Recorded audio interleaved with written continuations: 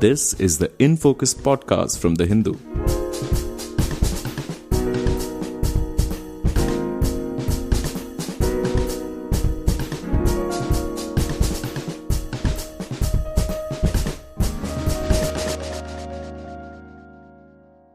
Hello and welcome to the Hindu's In Focus podcast. I am Nivedita Varadarajan.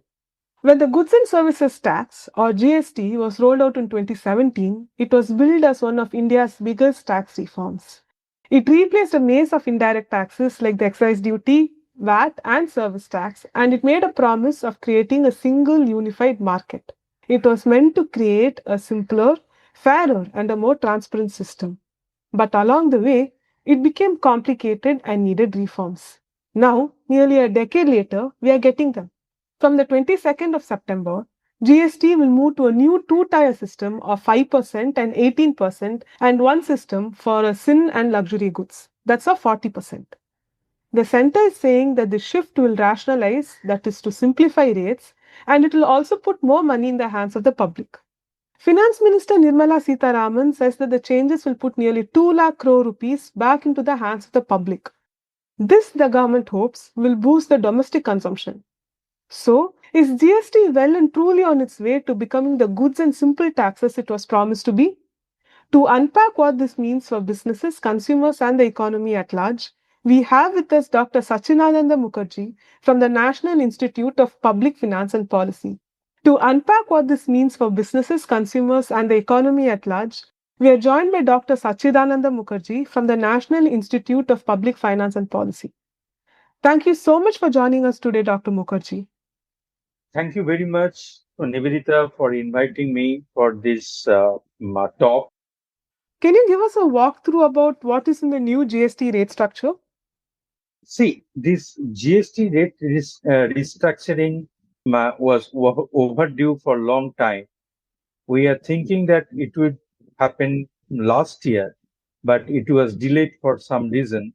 And now we have almost three rate structure in Indian GST from earlier the fourth rate structure.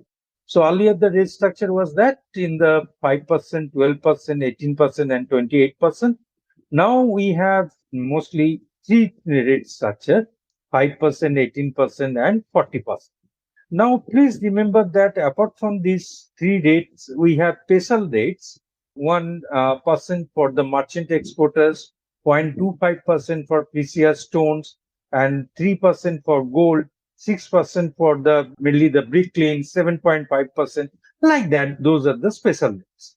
Now, what are the major changes have happened recently that that is going to be implemented from 22nd of September is that a large number of items have been taken from 28% tax rate to 18% tax.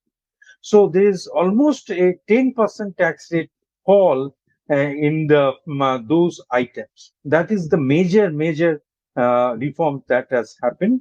The second thing has happened that some items from the 18% have been taken to say 5% tax rate categories.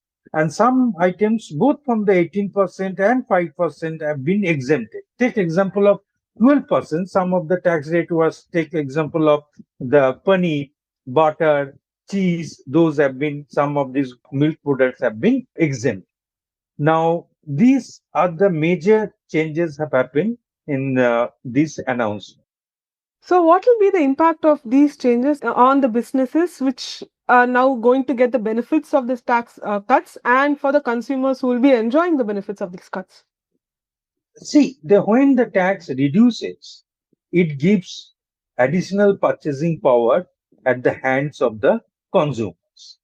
At the same time, please remember that the businesses will have higher demand and their consumer surplus, basically their producer surplus is going to go up. At the same time, consumer surplus is also going to go up. This first round impact will be that there will be higher demand for goods and services.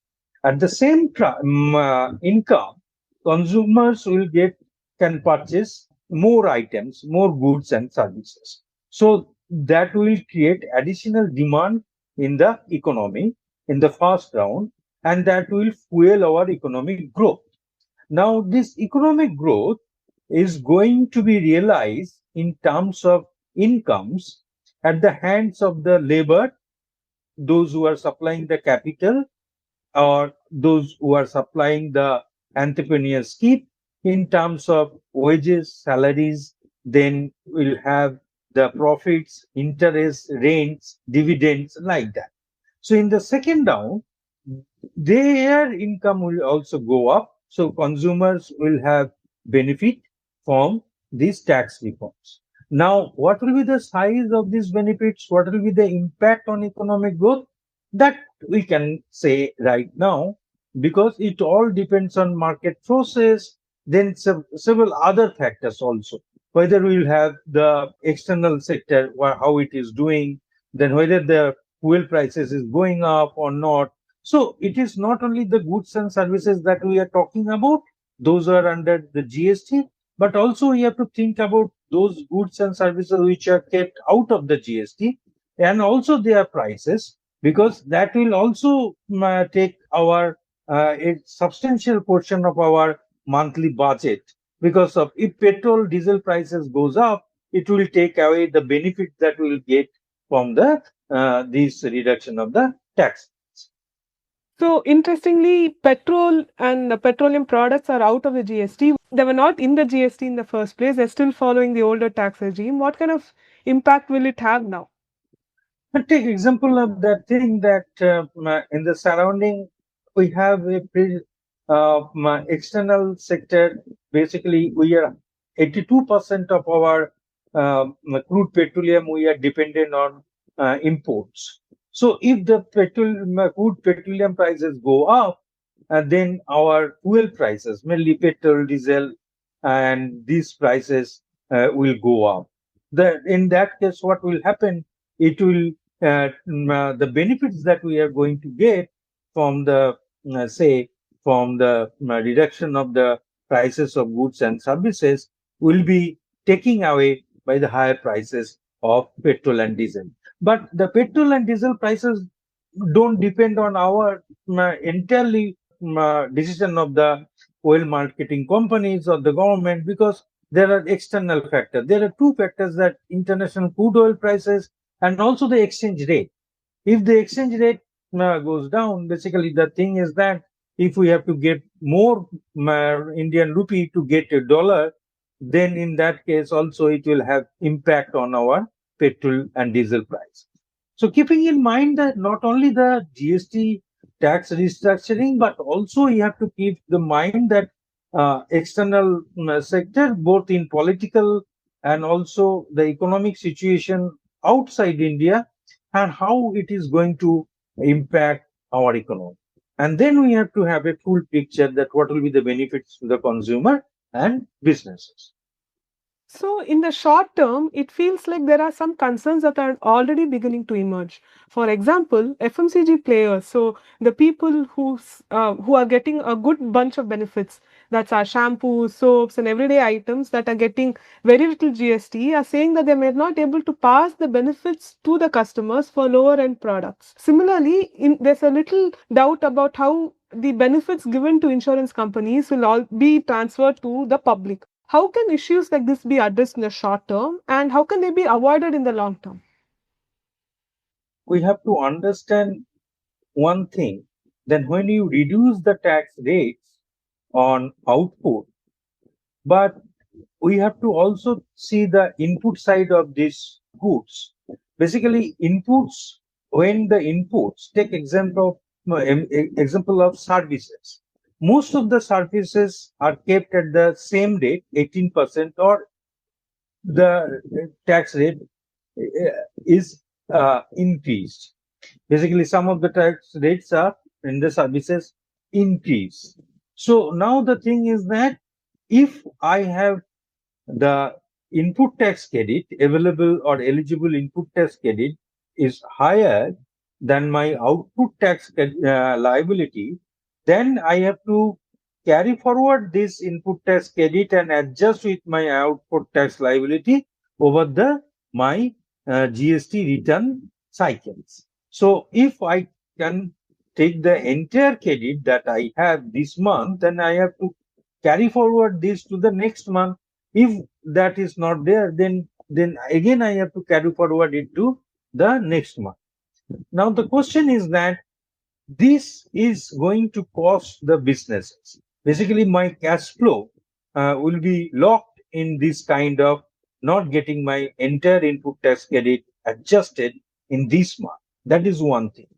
The second thing is that those commodities which are earlier attracting, say, 5% or 12% or 18% tax rate, but now exempted, in that case, what will happen? Take example of insurance.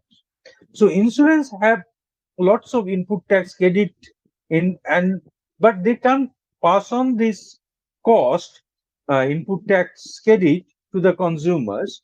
Basically, now they have to absorb this input tax credit. Basically, ITC, they have to adjust with their business or their with their balancing. Now, they may be reluctant to pass the entire benefit to the consumers. It depends on the market to market. If there is a competition, then they have to pass on the benefit to the consumers. If there is no competition, it's a monopoly market or it's a duopoly or oligopoly kind of market. In that case, there are few players, so they can form the cartel also, or they are will be reluctant to pass on the entire benefits of tax rate deduction to the consumer. Please remember this low-end product. Take example of 1 rupee of shampoo, 5 rupee of biscuit, 2 rupee of something. Basically, they have very small margin. Margin means their profit margin is very small. They are actually the profit they are getting from the volume of sales, not the value of sales. So it's very difficult to reduce the prices of these commodities. So 5 rupee biscuit, it can be 4 rupees or 4 rupee 50 paisa, or 1 rupee shampoo can be 50 paisa shampoo. So instead of that, what may they do is that they will increase the volume on quantity. Suppose if you see that 100 gram of biscuit, now it has been reduced to 80 gram or 90 gram, but at the same time, when they have higher tax rate deduction, that means they will higher profit margin or higher surplus, they will make it 120 gram or 110 gram, or the 90 ml or something will be 110 ml, like that. So we can see that businesses are going to change the price like that, but they may increase the volume or quantity to pass on the benefit to the consumers. We have to be very open-minded, that whether the business are passing on this benefit or not, we can make them to fall in the same line that everything prices will fall. No, prices may not fall, but they will increase the volume or quantity and benefit the consumers. We have to also keep in mind that that will. So, if they don't fall in line, the GST Act has a provision to ensure that they do. I just googled the section. So, it is section 171 of the Central GST Act says that there's an authority called the National Anti-Profiteering Authority, and the government can very well invoke them again to ensure that companies fall in line. See that one is that how you are going to make a case for this kind of thing. It all depends on the interpretation. I think that government should not use the power always. It is the trust versus power approach government should follow. We have to also trust the businesses, and also we have to have power of the government. And these two fine balance of these two things will make them comply. Because it is not that we can always say the rules and regulation and act and that, because you have to also make a clear case that this is going to happen. That's why I'm saying the government should be very open-minded, and also the regulation and other thing will be that. And let's see that how it's going to happen. Our businessmen are very responsible businessmen. And also you have to think that very large range of goods and services are produced, marketed, consumed in India. So we can't capture the prices of all these things and all monitor everything. That is impossible. And I am not in favor of that kind of. It's up to the business whether they pass or not. It's leave it to the business. Okay, so far we've been talking about how GST helps businesses and helps the new reforms help the businesses and the people. But in the older reform, I want to talk about the older reform for just a second. So the older GST regime, one of the criticisms against the older GST regime was that poor people ended up paying more in taxes because some of the rates, some of the products were in higher rates, in 18%. Now, the new GST rates have ensured that most of them are either 5% or do not have taxes on them, indirect taxes on them. Is the new GST rate rationalization correcting this issue? First of all, Nivedita, that I want to highlight one thing. There's this interpretation or this narrative that the pools are paying higher GST is not correct. Basically, if you see that I have published one paper in Economic and Political Weekly, I have taken the household consumption expenditure survey of 22-23 and applied the tax rate what was earlier tax regime, basically before this announcement and that thing. And I have shown there that the bottom 50% of the consumers are both in rural and urban is paying only 30% tax, and middle 30% taxpayers are paying the 30% tax rate, and upper they are paying more than. I don't know from where this story came out, but somehow I think that we need to have rigorous research based on national level survey, and the representative survey is the national level survey and representative kind of survey to make this kind of thing, because it gives a bad picture of our nation, our tax system. So when you say that our tax system is a regressive, this gives a very bad picture of attracting the investment, foreign direct investment, even institutional investment, and that kind of thing. And the another thing is that it's if there is no rigor in the research, and I can assure you that research that has been published has gone through the rigorous research review and that thing. And now the new tax regime, my understanding is that our tax system will be much progressive, because most of the taxes are reduced from say 28% to 18%, 18% to 5%, and also a large number of items are exempt. So the thing is that the new GST system, when the new data set will come for household consumption expenditure survey, and we can work on that data and so that it's a Indian GST system is a progressive system. But the thing is that the rationale that the why Indian GST system is progressive is very clear, because multiple GST rate system, we are a very long list of exempted goods, and also the thing is that the now this new system also exempted lots of things.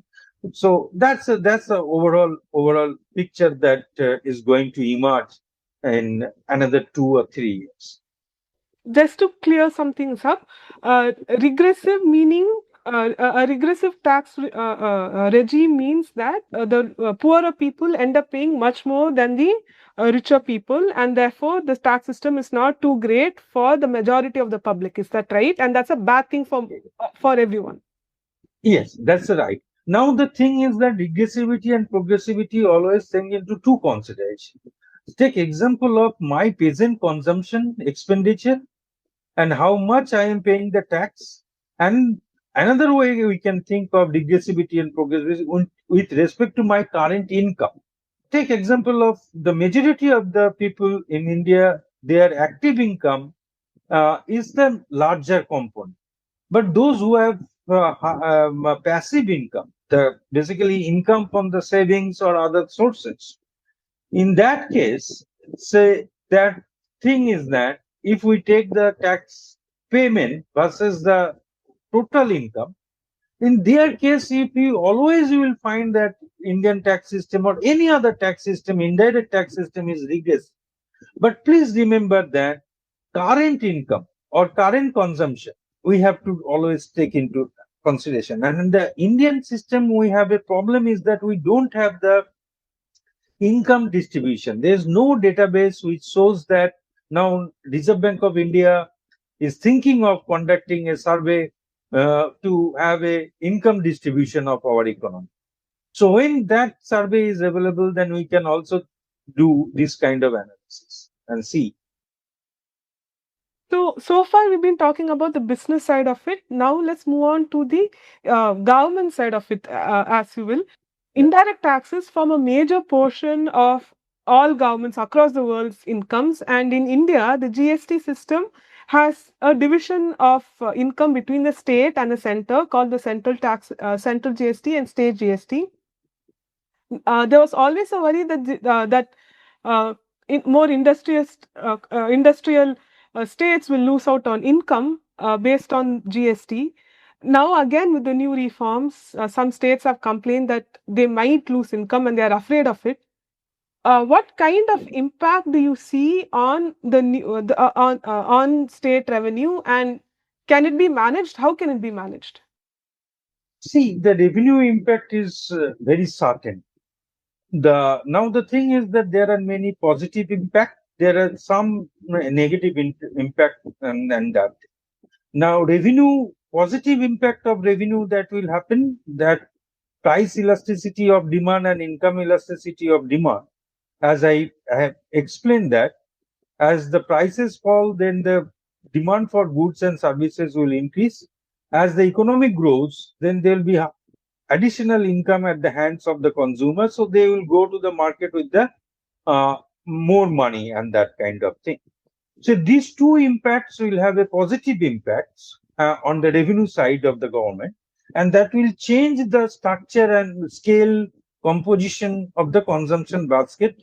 As you know that GST is a consumption based tax, so it will have state to state impact on the scale and composition of the consumption basket.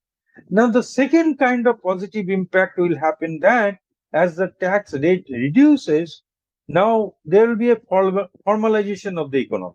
So those businesses, those who are at the margin, basically take example of when my output tax liability is higher than my input tax liability, I may not take the tax registration, GST registration. But now, since the tax rates are reduced, so my input tax availability or eligibility may be higher than my output tax liability. So I will now take the registration. That kind of thing will happen. Now that the second kind of thing also happen, that now this what will happen, this may reduce your revenue, state's revenue one way, but if you have to give more refunds in terms of inverted duty structure or in case of this kind of registration, that may happen. I am not saying that it will be always positive. And then now that another thing is that we have to also understand that as tax rates reduces, then there will be higher compliance. Why? Basically, when I do a kind of tax evasion, then I have to also incur the cost in terms of, say, the planning, or I have to do some kind of tax sheltering activities. Suppose I have to pay some money to some people to so that I'll be freed not to initiate audit or assessment on my cases, my files. So this kind of cost to me that I incur to avoid paying taxes will be higher in case of my tax rate is high. That means if my output tax liability is very high, then what I'll do this kind of basically evasion practices so that I could save some money. But since the tax rates are reduced, so my incentives to do this kind of thing, basically the premium that I was enjoying after doing all these kind of evasion practices reduces. So now what will happen, that at a lower rate, I will say that I will be an honest man and I will pay the tax instead of doing the tax evasion practices. So that could happen. Now the negative impact will happen that I was telling that of course is an inverted duty structure. Basically, the if I have to give more refunds than the tax thing, then my tax collection will fall. Please remember that tax collection is actually the tax is paid through the cash ledger and credit ledger. So in now, what happened that even if my turnover is increasing. I have seen in several states their is growing, their turnover is increasing, but their tax collection is not going down, going up.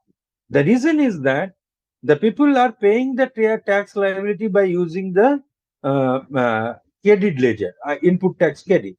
So actually 80-20. Now the 20% is tax paid is only in cash, 80% tax paid in credit.